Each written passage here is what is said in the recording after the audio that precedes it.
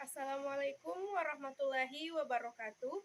Perkenalkan, nama saya Salsabila Putri Jayanti, kelas Finansial Manajemen 19D. Dalam video ini, saya akan menjelaskan mengenai analisis penggunaan rasio keuangan. Bentuk rasio keuangan. Salah satunya yaitu rasio likuiditas. Rasio likuiditas adalah kemampuan perusahaan untuk memenuhi kewajiban lancarnya yang diukur dengan menggunakan perbandingan antara aktiva lancar dengan kewajiban lancar. Adapun jenis-jenis rasio likuiditas yang dapat digunakan perusahaan untuk mengukur kemampuan, yaitu pertama, rasio lancar atau current ratio. Kedua, rasio sangat lancar atau quick ratio. Ketiga, rasio kas atau cash ratio. Keempat, rasio perputaran kas. Dan yang kelima, inventory to net working capital. Berikut adalah neraca keuangan dan laporan laba rugi PT Unilever Indonesia periode 31 Desember 2020 dan 2019. Penggunaan jenis-jenis rasio likuiditas. Yang pertama, rasio lancar atau current ratio.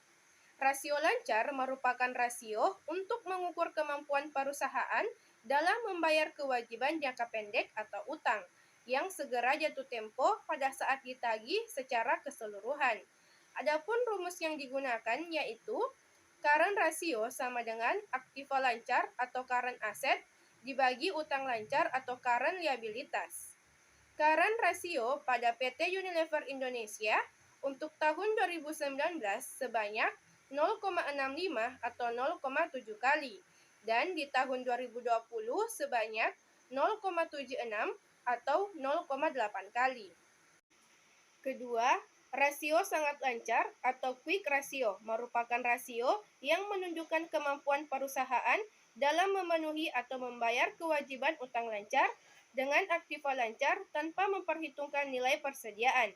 Dengan menggunakan rumus current asset dikurang inventory dibagi utang lancar atau kas ditambah bank tambah efek tambah piutang dibagi utang lancar. Untuk tahun 2019, quick ratio PT Unilever Indonesia yaitu 0,83 atau 8 kali dan di tahun 2020 yaitu 0,97 atau 1 kali. Ketiga, rasio kas atau cash ratio merupakan alat yang digunakan untuk mengukur seberapa besar uang kas yang tersedia untuk membayar utang.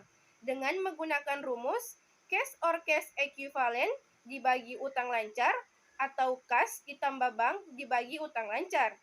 Adapun cash ratio pada PT Unilever Indonesia di tahun 2019 yaitu 0,46 atau 50% dan di tahun 2020 yaitu 0,538 atau 54%.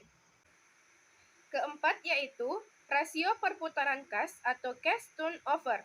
Menurut James Ogill, rasio ini berfungsi untuk mengukur tingkat kecukupan modal kerja perusahaan yang dibutuhkan untuk membayar tagihan dan membiayai penjualan.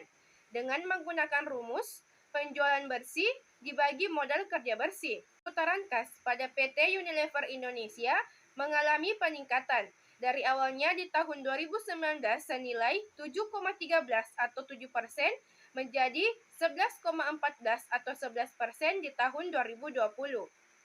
Dan kelima, inventory to net working capital merupakan rasio yang digunakan untuk mengukur atau membandingkan antara jumlah persediaan yang ada dengan modal kerja perusahaan.